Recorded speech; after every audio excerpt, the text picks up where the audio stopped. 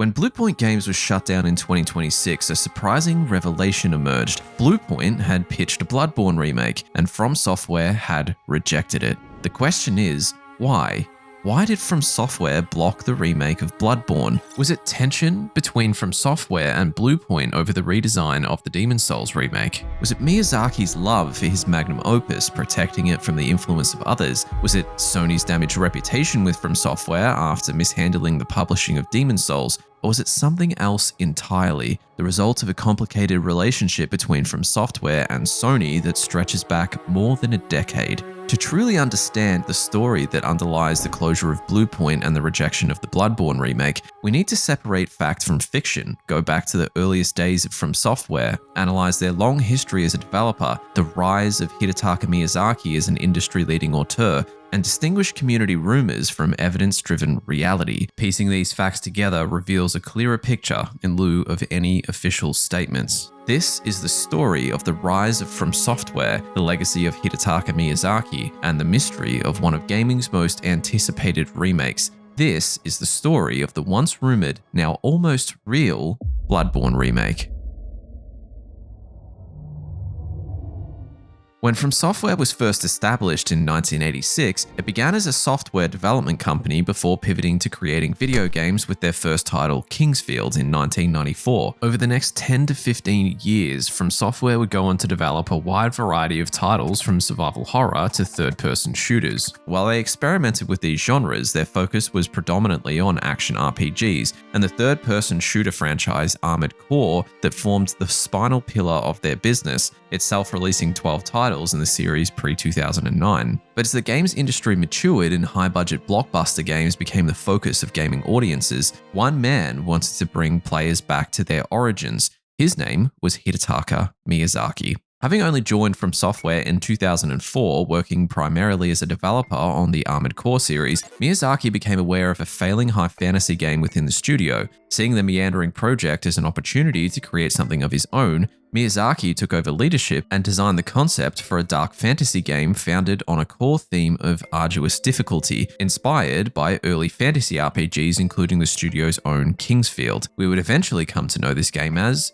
Demon's Souls. Demon's Souls development was rocky, to say the least. It was only very late in development that it was in a playable state. Miyazaki's genre-defining Souls mechanic was so new and punishing that, on top of the game's difficulty, meant that the team were conservative in presenting these fully realized ideas to Sony in fear of them demanding changes to these systems. Despite being proud of his creation, Miyazaki felt the innate challenge of the game and punishing soul mechanic in combination wouldn't sell overly well upon release. And he wasn't the only one. On February 5th, 2009, Demon's Souls launched in Japan as a PlayStation 3 exclusive. Curiously, the game wasn't launched in North America until October later that year, and Europe over an entire year later in June of 2010, which was odd. Ordinarily, simultaneous releases, or very close to that, is the approach that publishers will take to game launches. Sony had opted not to publish Demon's Souls outside of Japan. You see, Demon's Souls had been presented as a playable demo at Tokyo Game Show in October of 2008, and to put it in the words of the game's producer Takeshi Kaiji, was nothing short of a disaster, a narrative that Japanese media outlets would publish in fierce agreement.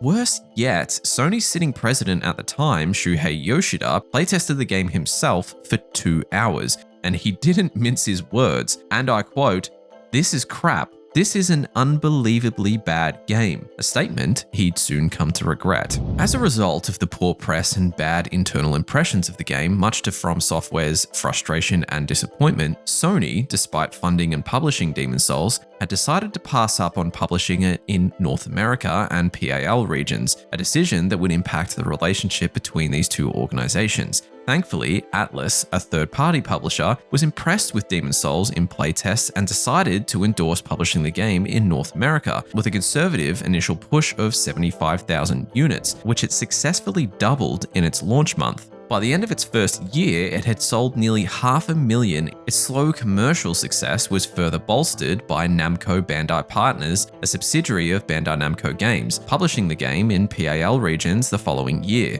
Its critical success had turned the game into a cult classic, a status that it proudly retains to this very day. For Sony, this was nothing short of an embarrassing misstep. A short-term impression that had blinded them to the long-term vision of the game and its pioneering mechanics that spawned one of the most successful subgenres of the last 2 decades. An early slight on FromSoftware that fans have speculated may have had a longer-term impact on the relationship between the studio and their publisher, Sony. When writing these stories, it can often be difficult to find true word-of-mouth accounts of the sentiment within these large corporations, but especially for Japanese companies like Sony and Nintendo that exist in a very respectful and compliant corporate environment. But there's often one person who will break the mold and provide meaningful insight beyond the opaque curtain. In this story, that person is Shuhei Yoshida, the now ex-president of Sony. Yoshida has repeatedly lamented Sony's mistake in passing over publishing Demon's Souls in other regions, most recently on the Sacred Symbols podcast. My mistake was, when we realized the game was great after so many months of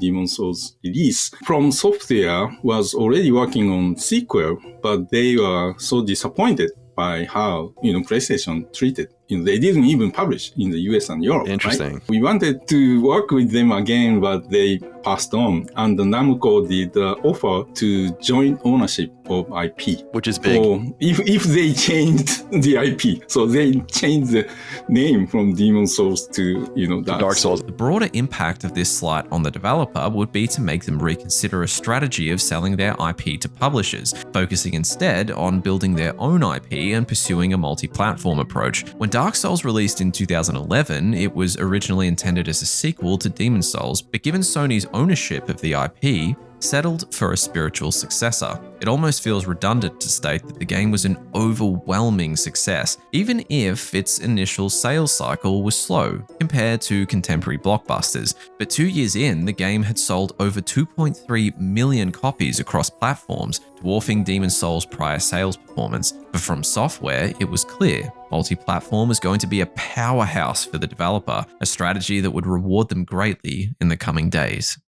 As the years went by and 2 more Armored Core games went on the market, FromSoftware had doubled down on the success of Dark Souls, releasing its sequel in 2014. Where Dark Souls had proven the multi-platform model was effective, the second installment, famously not directed by Miyazaki, hit 2.5 million units sold in half the time of the original, just a year after release, with over 1 million of those copies sold in its debut week. So how better to capitalize on this success than to make another exclusive with Sony? While this may seem counterintuitive, there's plenty of good reasons for FromSoftware to work once again with Sony despite their slip-up with Demon's Souls, none more so than Sony's dominant brand that carries an almost guarantee for success from a publishing and marketing perspective. Furthermore, such deals are valuable for development studios as they can substantially de-risk the investment made in new games. A first-party publisher like Sony handles marketing, distribution, provides substantial engineering support in some projects, and funds the development of the game to boot. They get an exclusive game that drives console sales, and the developer gets royalties stemming from an agreement made before the development has begun. Often studios will pitch a game to a publisher to reap those benefits, but in this case, it was actually Sony that approached FromSoftware. 企画の進め方として多いのは、やはりデベロッパーさんから、ソニーさんと一緒にやりたいっていうケースが一番多いですね。ブラッドボーンは結構特別で、その宮崎さんというクリエイターと一緒にまた新しいコンテンツを作りたいという強い意志があったので、こっちからお願いしてみた、結構特別な存在なんですけども。So prolific and legendary had Miyazaki and FromSoftware's names become that Sony sought after them to help sell their new PlayStation 4 that had been released in November of 2013, together with the veterans at Sony's Japan studio. It's important to focus on the wording used behind this connection between Japan studio and FromSoftware, described formally as a new collaboration, or even a close collaboration later on, rather than a standard publisher-developer relationship. Sony was positioning this as a symbolic partnership in the market, elevating their connection with FromSoftware above that of other projects they were concurrently publishing. Bloodborne's initial concept was born from Miyazaki's great appreciation for Gothic horror and the Lovecraftian Cthulhu mythos, the basis for which established the hopeless and oppressive world that we would come to know and love. Sony were willing to give FromSoftware and Miyazaki a longer leash given their recent commercial success, but the collaboration was outwardly highly positive for the development team.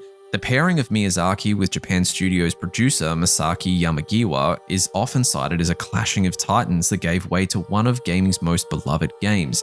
This era of development is one that Miyazaki would reflect on in later interviews as a period of creative satisfaction and intellectual freedom, leading to his famous fondness of the game above many of his masterpieces. Sony was putting their faith in this rising star, faith that would be duly rewarded.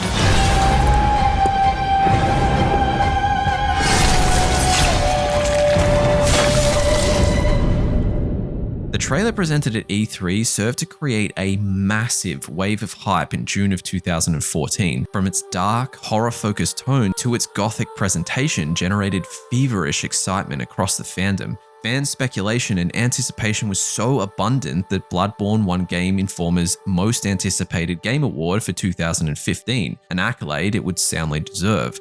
As the new year emerged, the launch date of March 24, 2015 drew near. And for their patience, despite a delay, fans would be soundly rewarded. Bloodborne's critical success was one of unanimous universal acclaim, from the meticulously designed city of Yharnam to its enigmatic, rich world building and lore, to its aggressive and unforgiving combat and unique boss design, to its haunting and masterfully written score. Bloodborne solidified itself as an instant classic and was unquestionably deserving of its label as a modern masterpiece.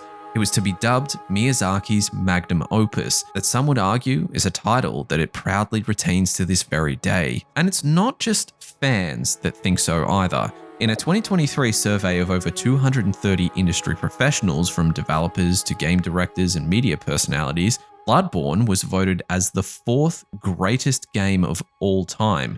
Its commercial success was nothing to scoff at either, selling through 1 million copies in its first month and past 2 million just 6 months after launch, halving the time again to reach this milestone compared to Dark Souls 2. But keep in mind, Bloodborne was a PlayStation exclusive, making these milestones substantially more impressive and reflective of the high demand that FromSoftware's games were garnering as their reputation became more prolific. As Miyazaki began his tenure as the president of FromSoftware in 2014, the game's critical and commercial praise was a boon for this new leadership. Miyazaki was skyrocketing in fame as much as the studio he was now responsible for. Now, a question you may be asking at this point is, but how is this all relevant to Bluepoint's rejected remake? A fair question. Bloodborne's cultural impact is sometimes underappreciated. It wasn't a breakout success. It wasn't the game that put FromSoftware on the map as a genre-defining studio. They had already done that with Dark Souls. Bloodborne was a confident step away from the expected IP that the studio could develop. It was a bold statement from Miyazaki that with his leadership, FromSoftware were positioned as a studio with range and a high bar for quality. Not only that, they were growing fast. So fast and with such industry-shaking success that after being sought after by Sony, one of the largest first-party publishers in the world, they demonstrated they could create hardware-selling games. What this proved is that FromSoftware as a studio were a power player in their own right, a studio that could command respect as much as any publisher, providing them with the leverage to more selectively choose their own projects, where others would now have to seek them out to share in their success rather than rely upon the deep pockets of publishers. A brand they had cultivated from ingenuity, creativity, and a commitment to excellence that sat alongside legendary studios with grander budgets and IPs to point to. FromSoftware had joined the pantheon of gaming, and they were only just getting started.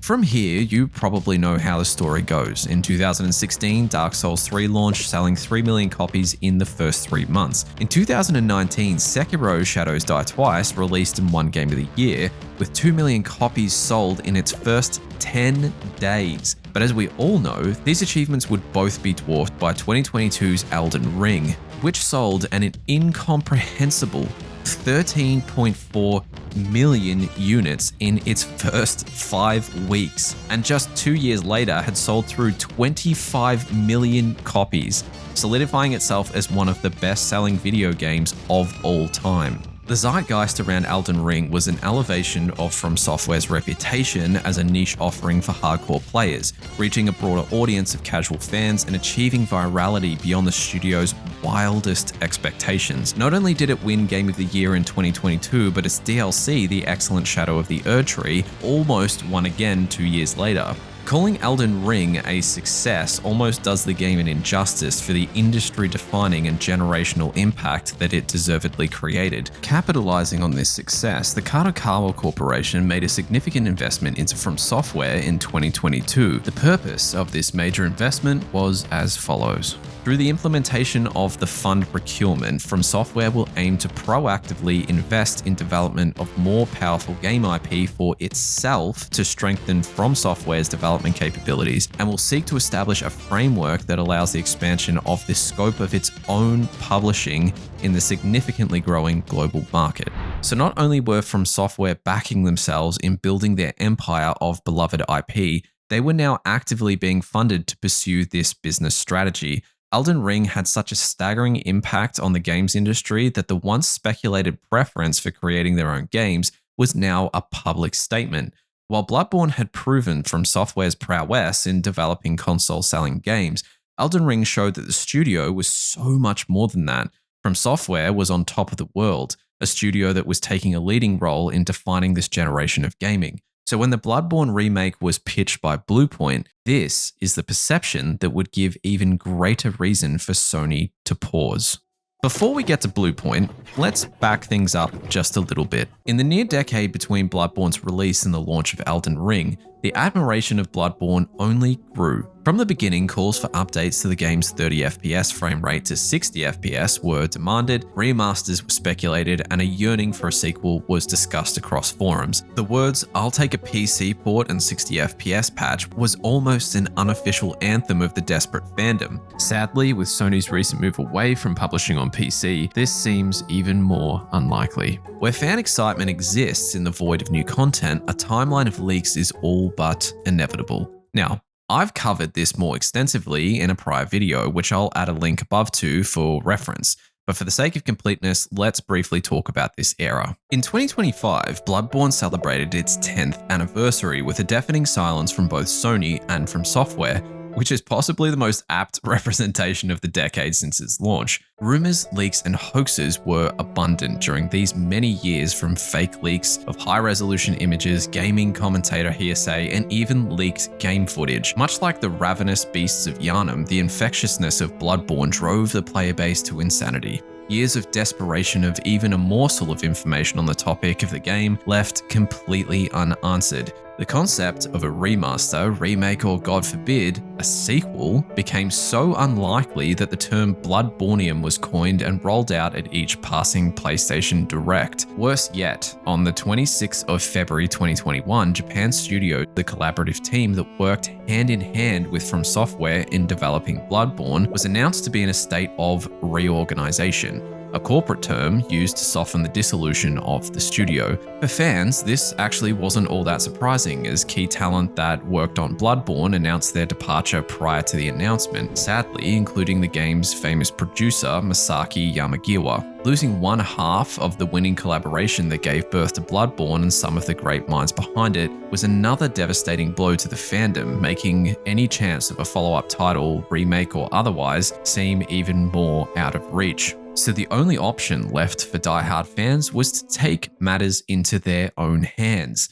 Fan projects became the last bastion of hope for future content featuring Bloodborne, whether it was the excellent Bloodborne PSX remake by Lilith Walter, the fan-favorite 60 FPS mod developed by Lance McDonald, or the much-hyped Unreal Engine 5 remake by solo developer Maxime Fouquier. The community were taking the game's future into their own hands, or at least that was the plan. In February 2025, both the Bloodborne PSX remake and the 60 FPS mod were both struck with DMCA takedowns from Sony.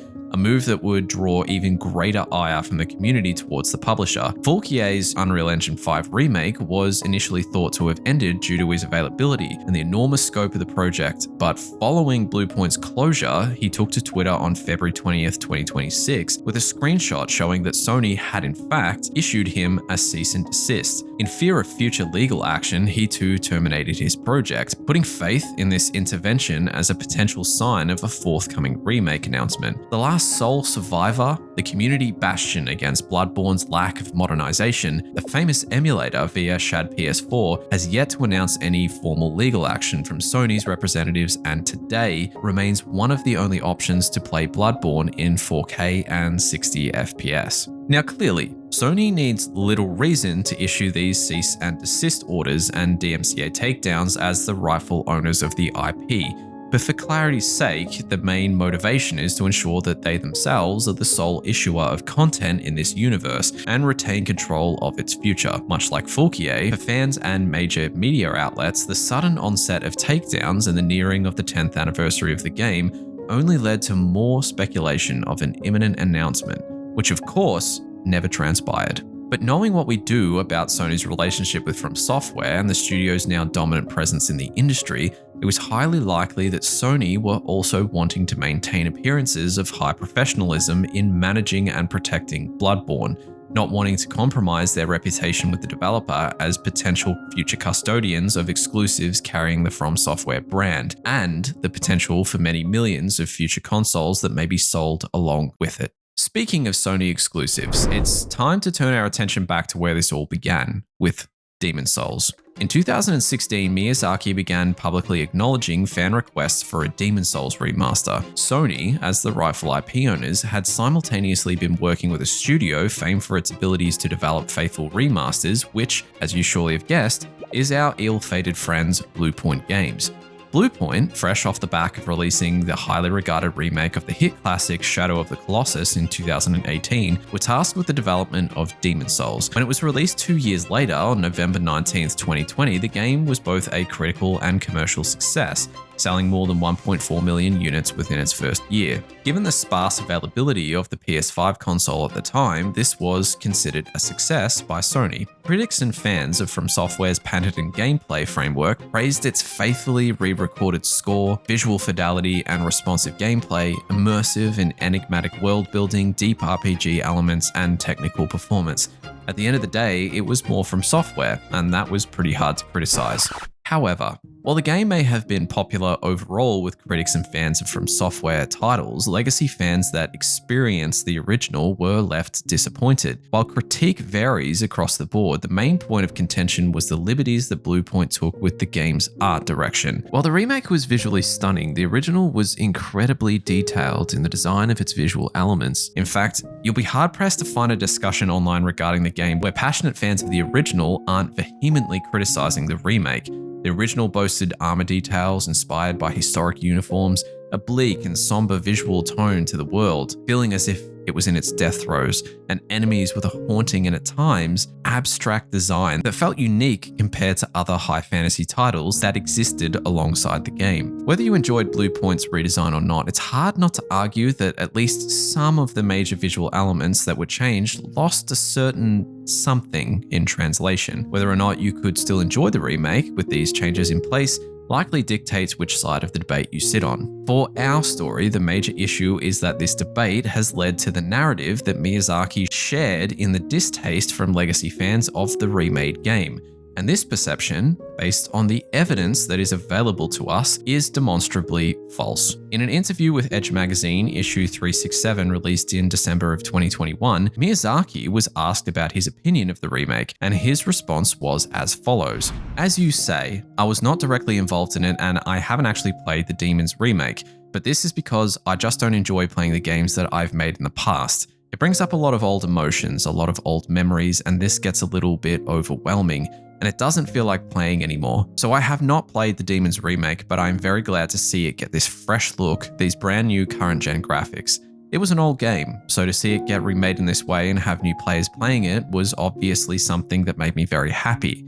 It It was a rough game back in the day and a relatively rough development, so I was anxious that new players would not enjoy it in that same way. That was a cause of concern for when it was re-released, but, in the end, I'm just happy to see the reaction and happy to see people enjoying it. One thing that was really fun was seeing Bluepoint Games come up with things we didn't consider and to approach certain elements of the game, its visuals and its mechanics in a way that we either couldn't or didn't back in the day. So to see them researching and applying these new thought processes and new techniques, this was something that was really exciting and interesting for me. While it could be argued that Miyazaki may have been providing a professional response that was aimed at upholding a corporate standard for FromSoftware and himself that hid his true feelings, there is no evidence that Miyazaki harbors any resentment towards Bluepoint or the Demon's Souls remake. So any arguments to the contrary are not supported by official statements and are purely speculation. Why this matters for our story is the obvious implication that Bluepoint had a tarnished reputation with FromSoftware, leading to a rejection of future collaborations.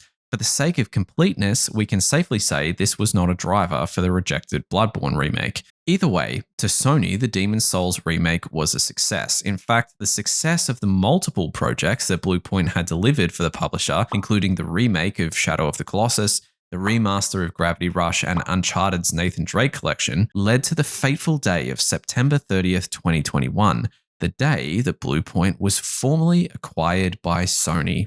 Fateful, as it marked the beginning of the end for the studio.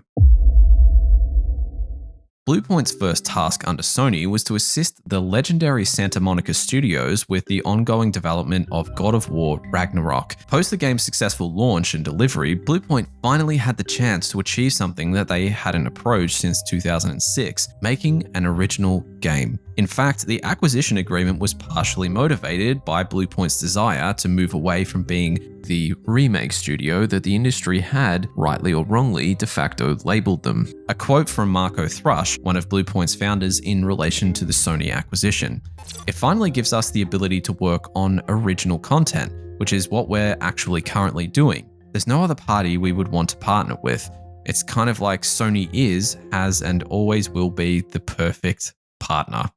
Words that I'm sure he doesn't now deeply regret. As we all now know, the game that Thrush was referring to was the controversial God of War live service game that had been greenlit by Sony. When leaks and rumors spread of this project, the gaming community at large had a fairly critical reaction.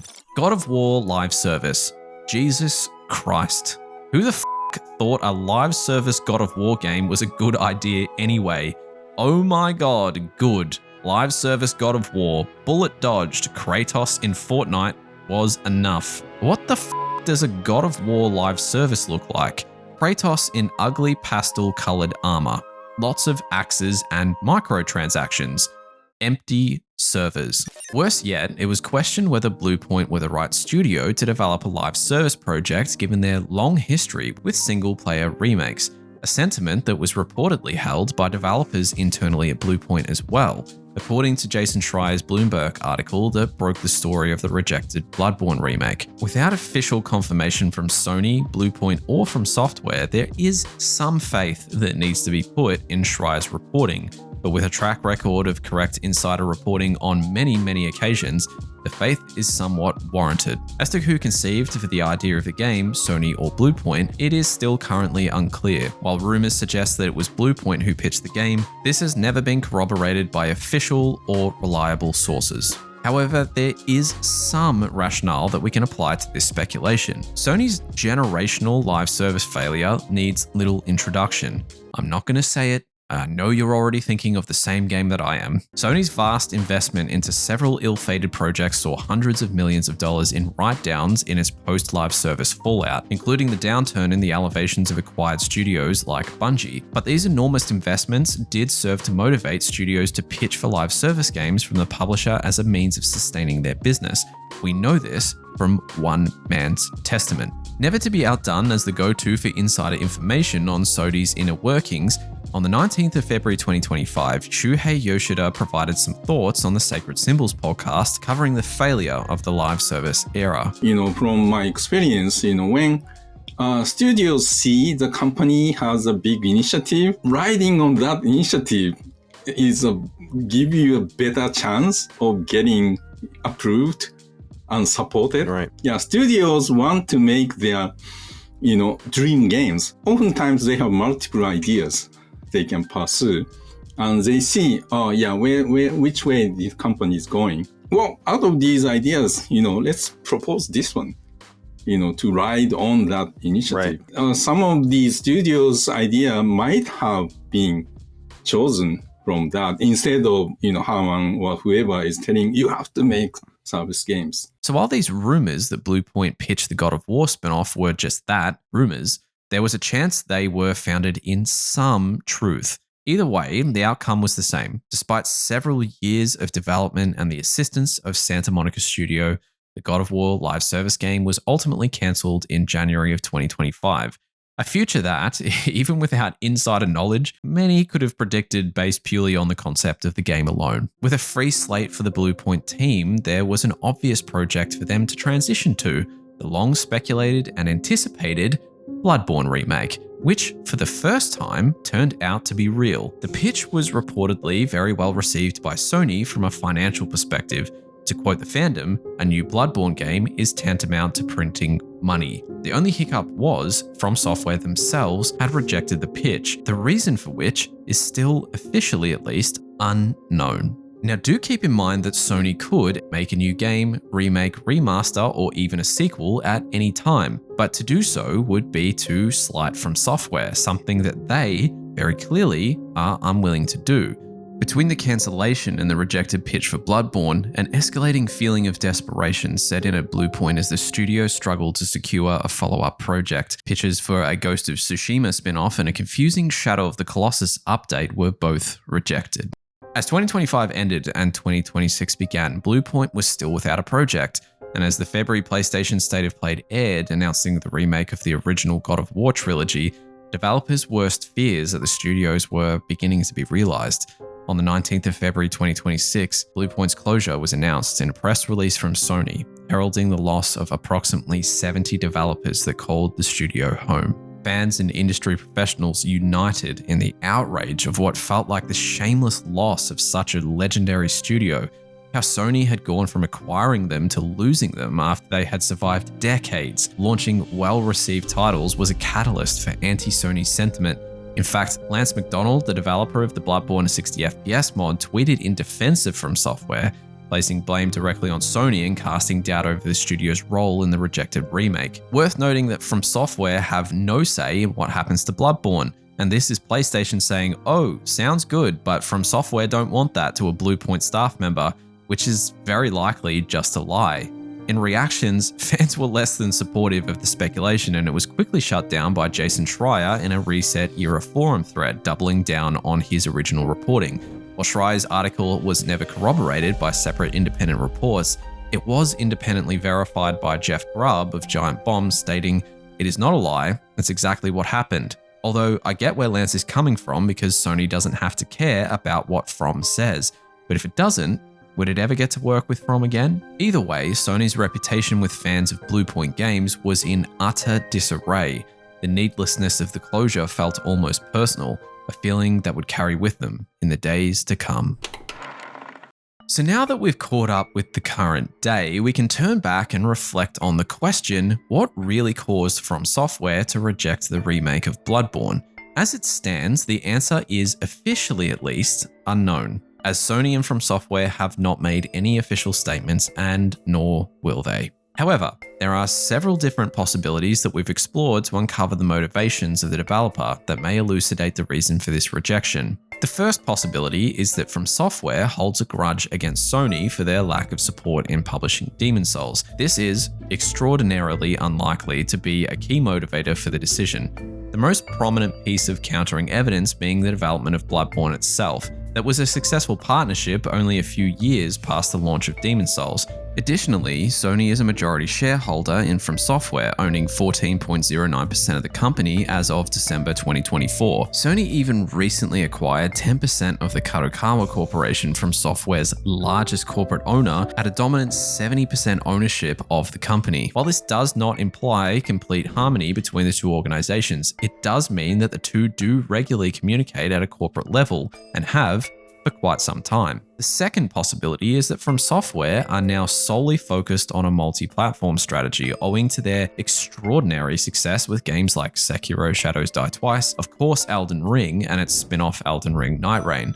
There is certainly some truth here, in that FromSoftware games have majorly focused on multi-platform as their successes as a studio have grown. It's even likely that the genesis of this strategy could have been born from their experiences with Sony, given their platform-agnostic approach to the original Dark Souls, which shortly followed Demon's Souls' controversial release. However, there's a single, very obvious counterpoint to this argument. 2026 will, reportedly at least, see the release of The Duskbloods, a Nintendo Switch 2 exclusive, which of course means that FromSoftware are still open to developing exclusive titles with publishers. While it isn't being published by Sony specifically, it factually states that FromSoftware are still interested in building exclusive IP for first-party publishers to support console sales. As we know from the Kadokawa investment, their strategy is unquestionably to pursue developing their own library of IP. First-party publishing is simply still a smaller part of their broader commercial plan. Put plainly, Bloodborne is not owned by FromSoftware, nor is Dark Souls. FromSoftware is a studio that is evidently invested, literally and figuratively, in developing their own creative works. Any further development of these franchises would belong to third parties, not them. But FromSoftware, this distinction clearly matters very greatly. The third possibility is that Miyazaki resented Bluepoint as a result of their treatment of Demon's Souls and rejected the Bloodborne remake as a consequence. As we now know, Miyazaki has gone on the record to state his appreciation and support of the project, meaning that this argument is highly unlikely. What is potentially more likely is that Miyazaki holds Bloodborne in special regard compared to his other works and wishes to carry on the legacy himself. Miyazaki has mentioned in prior interviews that Bloodborne was a project that he had complete creative freedom on and cites his fondness of its development as a result. But this was also further corroborated by comments from Shuhei Yoshida on the Kinda Funny Games cast in January of 2025. Will we ever see Bloodborne again? Oh, yeah. You'd won, right?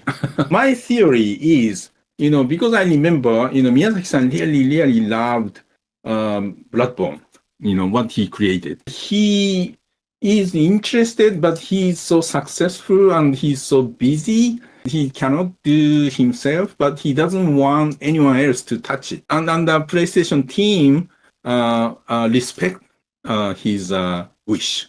So with each of these possibilities laid out before us, we can attempt to answer the question of why did FromSoftware reject Bluepoint's pitch to remake Bloodborne? The best evidence-based answer is that Miyazaki likely wants to carry the legacy of the game on himself when he or someone he deeply trusts at the studio has time to commit to it. However, as a creative, Miyazaki does appear to favor new IPs over sequels, remasters, and remakes given their track record of games since Demon's Souls. While there is a popular narrative that Miyazaki hates sequels, he has never officially stated anything so strongly worded. Rather, he has made statements stating his preference for making new titles from both a business and creative perspective. In an interview with Edge magazine in September of 2018, Miyazaki was asked whether he prefers working on new franchises or sequels. His statement was as follows: "Personally, I have no preference. That largely comes down to the business decision in the end, to what everyone wants to do. Personally, I think both have their merits. A brand new IP like Sekiro allows me and the team a lot more creative freedom to try new ideas, but a sequel is equally as fun because it allows me to refine existing ideas, to improve things that I maybe regretted doing not so well the first time around. As both a creator and a player, there's this level of creativity that means both are on an equal ground." Considering FromSoftware's track record since focusing on developing multi-platform IPs, there's a reasonable argument that as a game director, he may prefer new titles over sequels for their creative stimulation. In his role as president from FromSoftware, it's hard to argue that continually innovating with each title isn't partly responsible or entirely responsible for their meteoric rise as a studio and startling commercial success. So developing new games rather than reinvigorating older titles owned by other companies is creatively and commercially more valuable for Miyazaki and FromSoftware. Hence, on all fronts, it's easier to understand why Bloodborne has remained dormant since its release in 2015. But does this mean that Bloodborne will remain dormant forever, or that Miyazaki will not make sequels in the future? Absolutely not. But does it mean that it may be some time before the fanbase ever sees a return to its enrapturing universe? Given the game's gravitas, it's hard not to speculate that it's being positioned as a future console selling exclusive for Sony's next generation of consoles.